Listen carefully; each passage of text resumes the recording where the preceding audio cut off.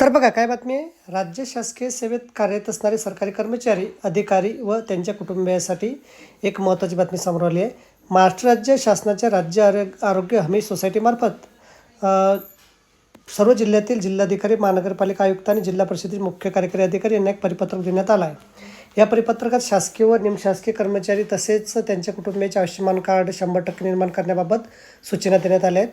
परिपत्रकातून एकत्रित आयुष्यमान भारत प्रधानमंत्री जन आरोग्य योजना व महात्मा ज्योतिबा फुले जन आरोग्य योजनेअंतर्गत राज्यातील शासकीय कार्यालयामध्ये कार्यरत असलेल्या शासकीय आणि निमशासकीय अधिकारी कर्मचाऱ्यांच्या कार्ड निर्मितीकरता सूचना निर्गमित झाल्या आहेत.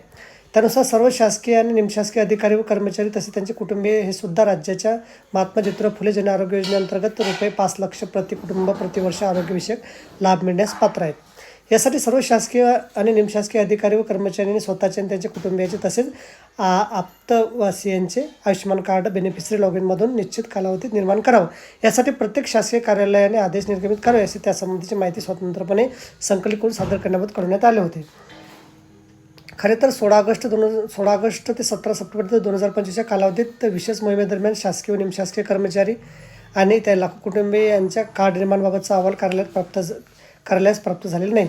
पण दरम्यान सिंधुदुर्ग जिल्ह्याच्या धर्तीवर इतर सर्व जिल्ह्यात सर्व कार्यालयातील शासकीय आणि निमशासकीय अधिकारी कर्मचारी 100% आयुष्यमान कार्ड निर्माण करता कालबद्ध कार्यक्रम निश्चित करावा. तसे याबाबत सर्व कार्यालय प्रमुख यांना लेखी सूचना निर्गमित कराव्या. अशा कर्मचाऱ्यांसाठी बेनिफिशरी लॉगिनद्वारे कार्ड निर्माणकर्ता मार्गदर्शन करण्यासाठी प्रत्येक कार्यालयात आशा सेवक व आरोग्य मित्र यांच्या मदतीने शिबिर आयोजित करावीत व कार्ड निर्माणाचा अहवाल कार्यालयात सादर करावा अशा सूचना देण्यात आल्या. तर बघा, अशा प्रकारे अत्यंत महत्त्वाची माहिती आपल्याला समजली असेल. व्हिडिओसुद्धा आवडला असेल लाईक करा, शेअर करायला विसरू नका. धन्यवाद.